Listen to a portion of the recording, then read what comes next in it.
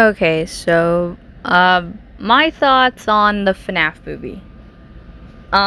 So as we've gone over as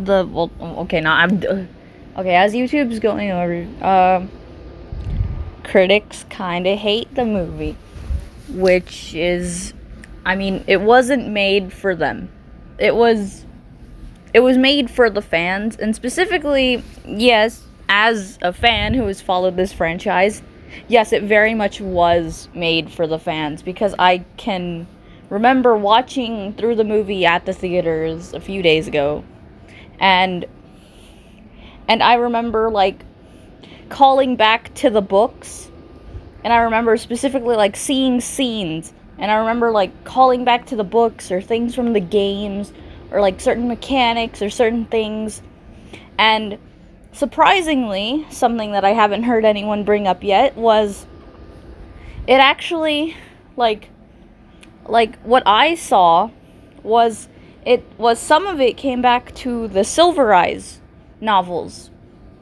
Like, yeah, spoilers, obviously, because I'm gonna be talking about the movie. But, but, but what I saw that started to bring me back to the books was when Abby was hiding behind the arcade machines.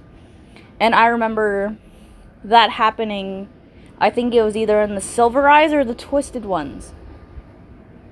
But I'm like pretty sure it was in the Silver Eyes. And I remember it being with Robot Charlie hiding behind the arcade machines from Foxy in the exact same manner Abby was doing. And it started to make me think of the books. Another thing about the books is how Abby kind of calls out William. And to me, that kind of references the Silver Eyes and the Fourth Closet, because in the Silver Eyes, it was like the nephew, I think. I don't remember the name. But there's a scene where he looks at the drawings on the wall, and the drawings on the wall perfectly fit the drawings on the wall in the movie, or at least how I remember it. And and how Abby stops William, to me, was a perfect callback to how Carlton, I think was his name, stops William in the Fourth Closet, because in the Fourth Closet he sees all the children's souls. He's talking with them, he's playing with them, and another kid is currently in danger. And he draws a picture of William killing them, and that's when they realize, and that's when the animatronics start to fight back against William. So, I specifically saw that from the books. And I also like to think that the whole thing of Michael wanting to go back, and the little scene with the ball pit, I think it was like at least an Easter egg or a parody to the Fazbear Frights book, Into the Pit, but that might just be me. But yes, this movie was very much just made for the fans. And the thing with this was very much a thing for the fans, and I know that someone else is going to have like another thing that they saw in the movie that also hints back to like maybe the books, or like an Easter egg in the games, or something like that. But to someone who just like who just comes in blind and expects to get scared, I can also understand how they would not like this. Because, to be fair, to me it wasn't that scary. The cupcake was the cupcake was terrifying.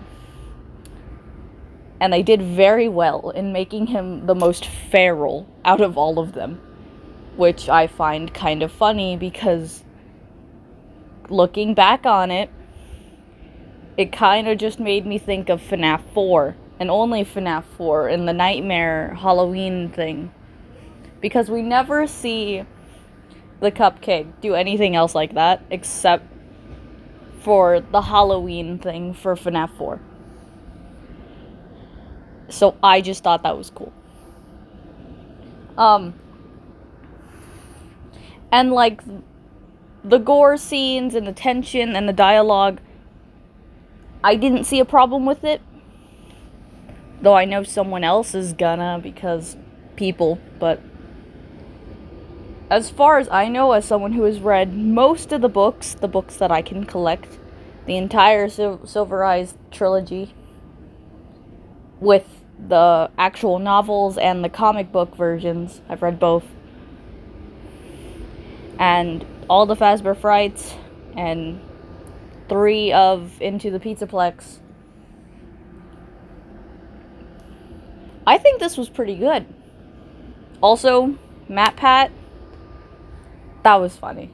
I'm so happy he was there. Same with Corey Extension. These were nice. But yeah, I guess that's all I gotta say.